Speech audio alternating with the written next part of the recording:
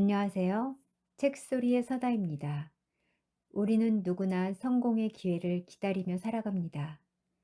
그러나 그 기회는 하늘에서 떨어지는 것이 아니라 언제나 사람을 통해 찾아옵니다. 돈이 주는 것도 아니고 학벌이 주는 것도 아닙니다. 기회의 결정권자는 사람입니다. 그리고 그 사람들은 대개 나보다 먼저 이 길을 걸어가 이미 자리 잡은 이들입니다. 기회는 결국 윗사람의 눈에 비친 나의 모습을 통해 주어집니다. 그들의 눈에 신뢰할 만한 사람으로 보일 때 비로소 기회는 열립니다. 기회는 사람의 모습으로 다가옵니다. 기회는 사람이 준다. 윗사람에게 잘해라. 1970년에 노벨 문학상을 수상한 사무엘 베케트는 기성 연극을 부정하는 프랑스 신연극의 선구자이다.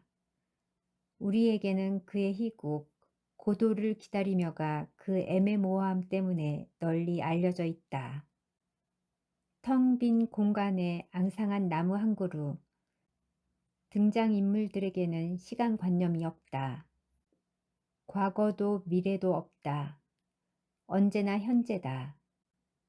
그곳에서 불황자 에스트라곤과 블라디미르의 대화가 축을 이루는 이 연극에서 두 사람은 고도를 기다리면서 고도가 오지 않으면 목을 매 죽어버리자고 한다.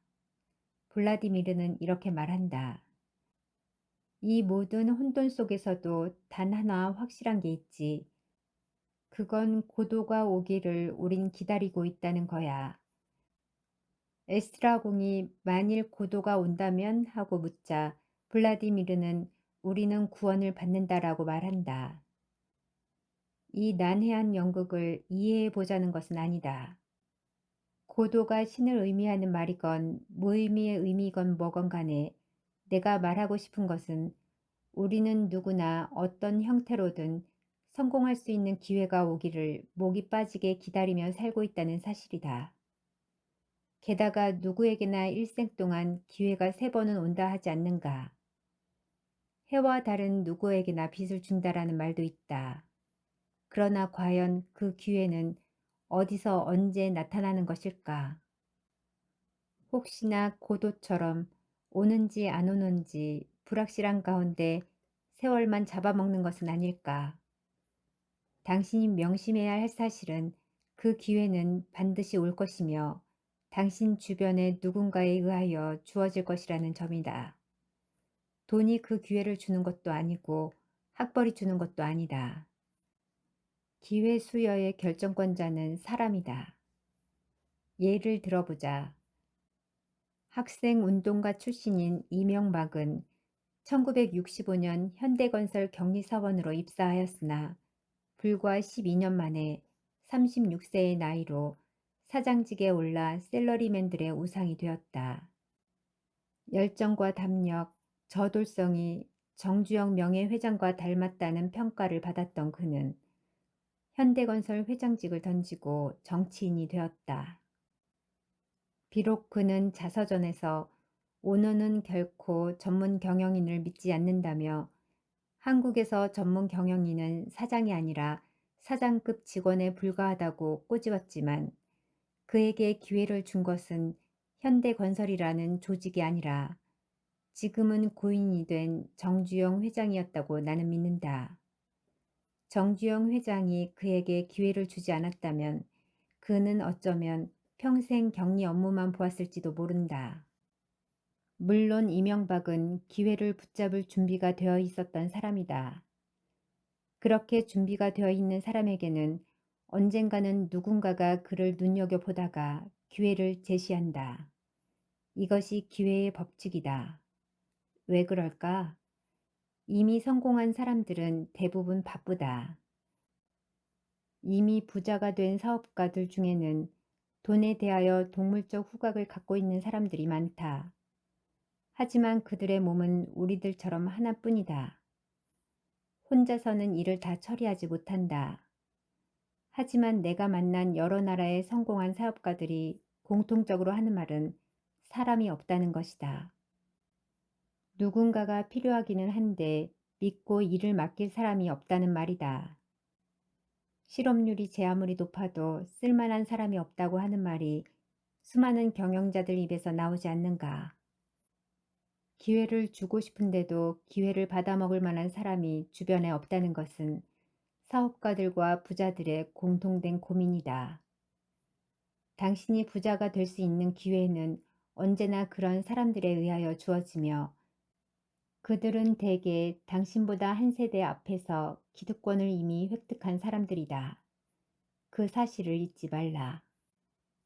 빌 게이츠가 오늘의 성공을 갖게 된 것도 마이크로소프트 초창기에 IBM의 어느 이사가 기회를 주었기 때문이다. 당시 IBM에서는 PC에서 사용할 소프트웨어를 찾고 있었고 이미 다른 유명한 소프트웨어 회사와 접촉한 바 있었다. 그러나 거대한 IBM의 이사가 방문하였음에도 소프트웨어 회사 사장은 건방지게도 얼굴조차 보이지 않았다. 이에 분노한 IBM의 이사는 이름도 없는 마이크로소프트를 찾아갔고 그곳에서 정장 차림으로 예의를 갖추고 기다리던 빌 게이츠를 만났던 것이다. 미국에서 가장 크고 성공적인 벤처 캐피탈 회사로 햄브리크 퀴스트라는 곳이 있다. 이 회사에는 하루에도 수십 통씩 벤처 기업가들로부터 돈을 투자해달라는 애절한 투자 요청서가 들어온다. 하지만 그 요청서들은 대부분 쓰레기통으로 들어간다. 그렇다면 투자 심의를 할 때 이 회사에서 가장 중요하게 보는 것은 무엇일까? 기술이나 연구비 비중 혹은 시장 점유율일까? 아니다. 창업자 자신의 소질과 자질이다. 그것이 핵심이다. 그러나 그러한 내용은 투자 요청서나 사업 계획서에는 나타나지 않는다. 때문에 그들은 우선은 믿을 만한 인맥을 통해 소개를 받은 기업가들을 우선 면접한다. 한때 주식 시가총액이 마이크로소프트사를 능가해 관심을 모았던 인터넷 접속 장비업체 시스코 시스템즈 역시 직원 중 60%가량을 내부의 핵심 인력의 추천에 의해 채용한다. 이러한 여러 사례에서도 나타나듯이 당신을 기회의 신에게 소개하고 추천하는 것은 이미 이 사회에서 능력이 검증되어 돈과 지위를 획득하는 데 성공한 사람들이다. 당신이 제 아무리 능력이 있다 하더라도 그런 사람들의 호감을 사지 못하거나 그들의 생각이나 사고방식에서 벗어나 있다면 당신에게 기회가 주어질 가능성은 그만큼 낮아진다. 따라서 당신에게 능력이 있다면 이제는 옷차림이나 언행에 있어 주의해야 한다. 당신의 옷차림과 헤어스타일을 과연 당신보다 10년 이상 더 나이가 많은 사람들이 좋아할까를 생각해 보라. 친구들에게 쓰는 말투를 그대로 나이 든 사람들에게 사용하게 되면 당신은 예의도 모르는 건방진 놈으로 인식되게 될 뿐이다.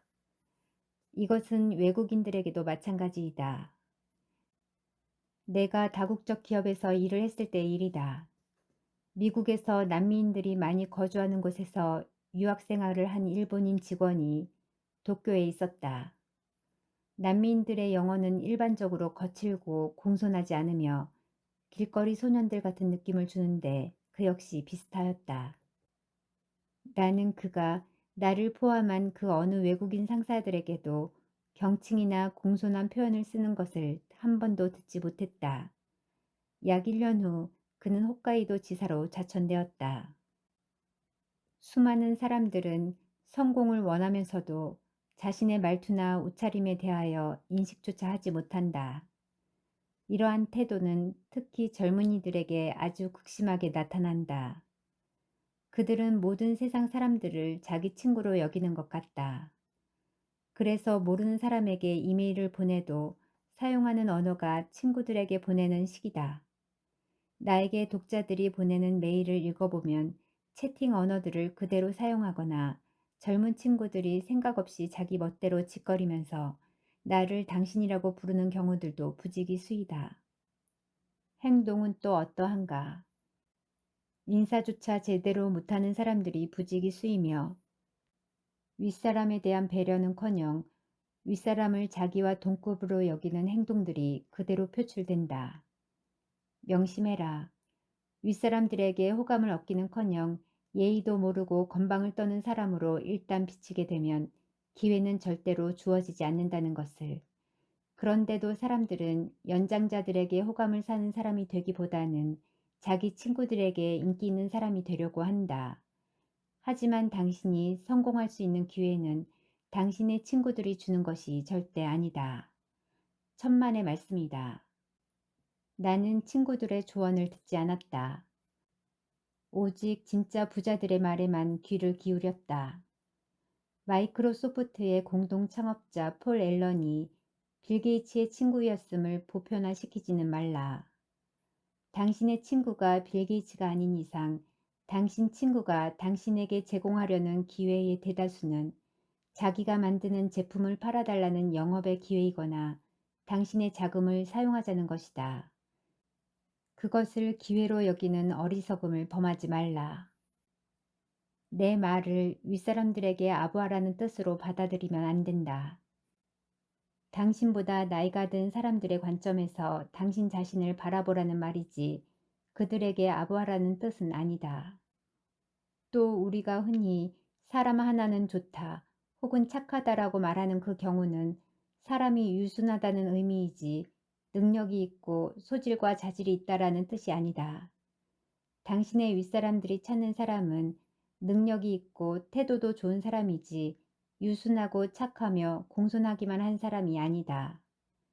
어쩌면 당신은 그래도 윗사람들에게는 그들의 일가친척이 우선이라고 믿을지 모른다. 같은 능력을 가졌다면 일가친척을 우선시할 것이다.